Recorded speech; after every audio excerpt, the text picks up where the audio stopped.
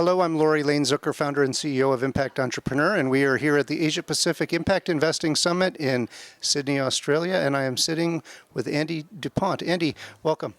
Thank you, Laurie. Lovely to be here, and thanks for asking to interview me. Well, I've never really been interviewed before, it's really quite interesting and cool experience. Well, Andy, you're a student, right now, and also helping to do the coordination for this summit. And I also understand you have a pretty interesting background. Can you tell me about, before we talk about you and the summit, I'd be interested to hear a little bit about your background. Yeah, sure. So essentially, had an interesting background, sort of unusual and unique in the fact that I have never met my real dad, my biological dad, and my mum had me when she was very, very young and had mental illness issues and other sorts of things. And so I was brought up with a guy that my mum was seeing, and he was an alcoholic. And so throughout growing up from, year 0 to about year 7, the age of 7, the age of 8, I was sort of, pretty disjointed, didn't really have to go to school, lived sort of how I wanted to live, had to make my own lunches and that sort of thing. And then obviously that's not very sustainable, and the people around me within school sort of realised this, and the various institutions and people get involved to sort of help you and try and take you to safer environments. And luckily enough, I basically had very lovely auntie and uncle who took me in despite them having their own children, all of which are 20 years older than me. And so they've taken me in and given me opportunities to get educated very, very decently at a boarding school, and have sort of just given me an opportunity to thrive and prosper that without them I wouldn't have been able to do, and I wouldn't have been able to sort of realise my potential and sort of realise that, my situation isn't as bad as I would have thought. Not that I knew when I was growing up, because you don't really realise, but just that, everyone's different and there's always people there to help you, and there's always going to be support, and just those sorts of key messages that you might forget in day-to-day living, or, you might not realise until you hear someone else's story. Well, thank you for sharing that. Well, now you're here at the Impact Investing Summit, helping, as I said, to coordinate it. What drew you to Impact Investing and to the summit? Sure. So I think I've just been, I don't know, there's not one defining moment where I realised like this is what I want to do. I think it's just a gradual realisation that I know the effect that one person can have on another person.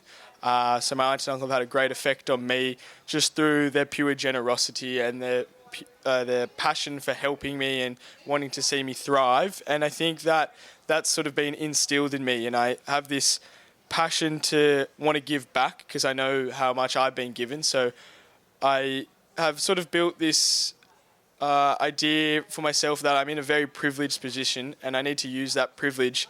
Personally, I need to use that privilege in order to give back to others, and I can't take advantage of that privilege or this opportunity that I've been given to sort of refresh, start new my life, and sort of, go on a new journey. So I think that the Impact Investment Summit, I only came to find out by asking to volunteer, and then ended up getting a job coincidentally after that. And I think it's a great way to connect with people that I really want to be involved in the area with, and it's a great way to build connections and network and educate myself on something that I think young people that want to get into this area, there's quite a wall and a barrier, because it's, you walk around the summit, I'm sure it's similar to SOCAP, it's all quite, older men and women that are doing things, and there's younger entrepreneurs in their 30s and 40s, but there's still that age gap. So I'm 20, and I've barely met anyone else in their 20s here, and I'm preparing it, so it's even more unique. But I think that's really cool in terms of creating an atmosphere and creating awareness that, this young guy has actually prepared this summit. Not that I'm doing it for myself getting recognition, I'm just doing it because I want to give back and I want to learn, and this is a great platform.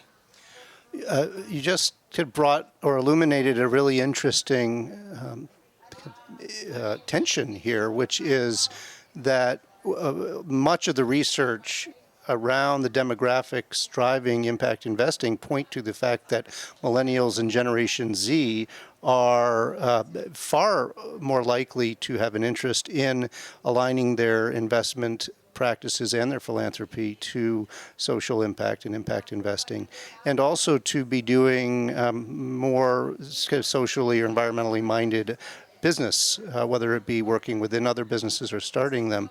And yet you're saying and pointing out a good thing that a lot of the impact investing conferences really have at kind of as their main constituency, kind of older generations. So one question to you is, do you have recommendations for how conferences like this can be more welcoming, more embracing, and more inclusive of the younger generations? Yeah, it's a really good question that in the lead up to the summit, I tried to think about more than things like a student discounted ticket, because monetary doesn't really cut it in terms of getting awareness. Like, I mean, hasn't really had an impact here. There's about 6 students that got tickets. So, and most of them are doing MBAs, so not even like they could be older. They're just using the discount. But I think a way to involve young people, it's a really good question. I have thought about it a lot, but I think just inviting them, disregarding the monetary barriers, inviting them, getting them to speak, getting them to just attend, and not only in the summit forum, but outside the summit, outside these doors. I think it's important to make sure that all these socially conscious and impact investment funds and all these lovely people doing really great things, I feel as though they should have a sense of obligation and responsibility to, sort of take in young people and, pioneer them and get them ready for the future.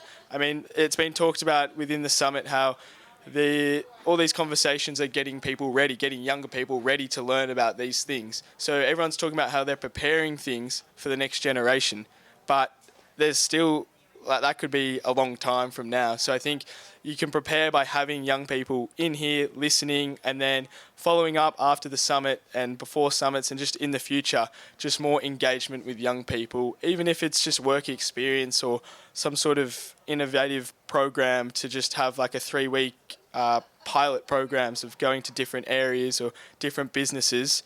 I think there's a lot of room to be worked with, and a lot of potential for people to try and get young people involved and sort of create a community of young people that can make this transition better and make this sort of, what's the word I'm looking for, build the impact economy. Because, I mean, it's not going to happen with all these older constituents. They're setting the platform fantastically and, creating all this research and all this discussion, but there needs to be a clearer segue for young people to pick up the conversation and really get in the driver's seat.